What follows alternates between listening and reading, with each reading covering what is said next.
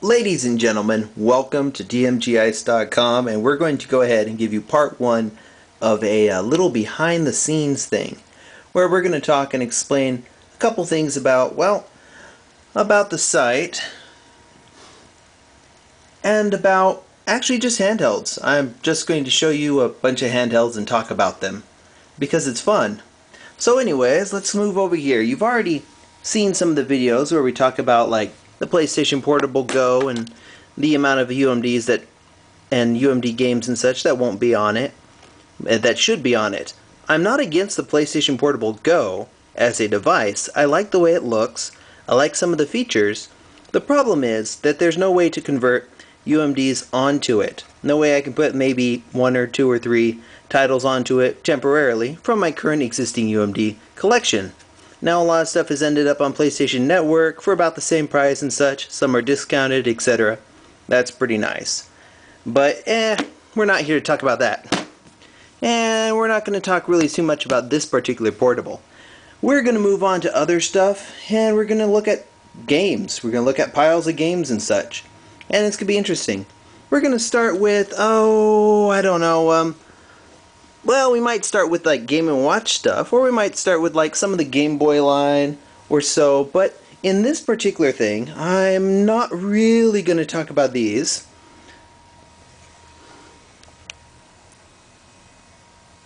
I'm not going to talk about those, or this for right now. I'm going to talk about game storage, and that's where this comes in.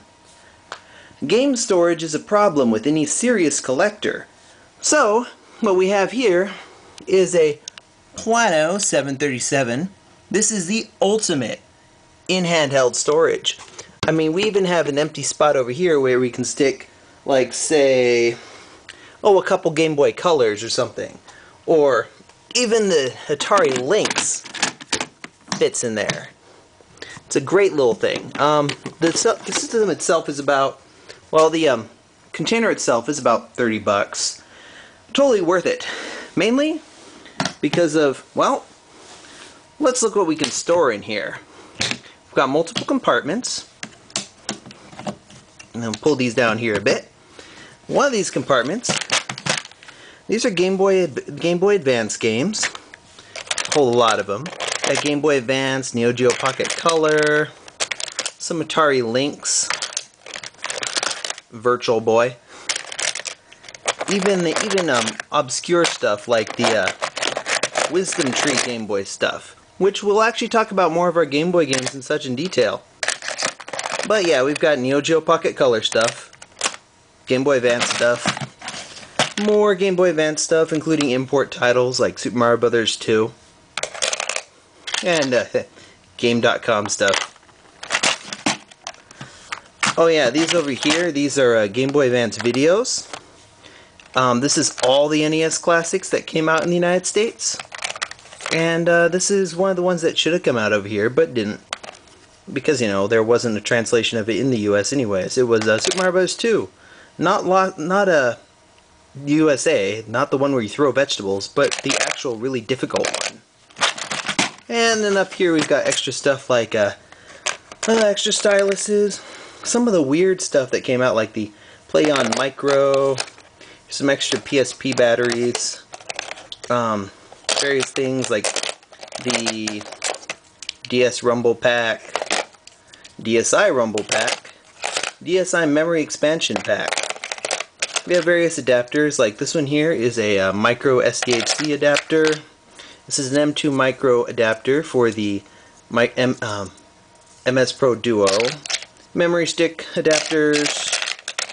Other weird stuff like the Guitar Hero thing, extra micro place plates, Wonder Swan games, and then we have little compact flash, SanDisk, memory stick Pro Duo,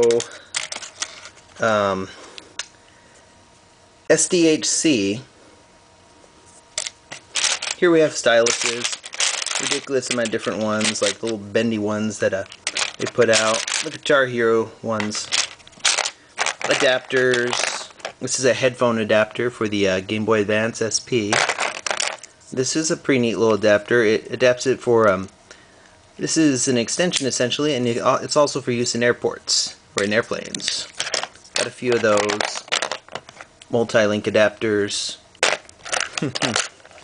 Wireless communicators. Nintendo put that out for the Game Boy Advance. We'll talk about that later. On the top of this unit is Nintendo DS games. Quite a few. We've got over here we've got these ones are these ones are music games, jam sessions, Band Brothers, Electroplankton, Korg 10 DS. Over here are some games which just miscellaneous stuff that won't work on the DSi, like the Nintendo DS browser. Or you can already download it for the DSi. Guitar Hero on tour. Essentially an R4 card that came out under a different name in the US. Yeah, it uses SDHC cards, and people pretty much used it for piracy. Yeah. Don't really need that. And special edition stuff like the Legend of Zelda Twilight Princess trailer disc, or rather card, because they call them cards for some reason. And the Game & Watch collection, US one. Over here we have Brain Age and its ilk.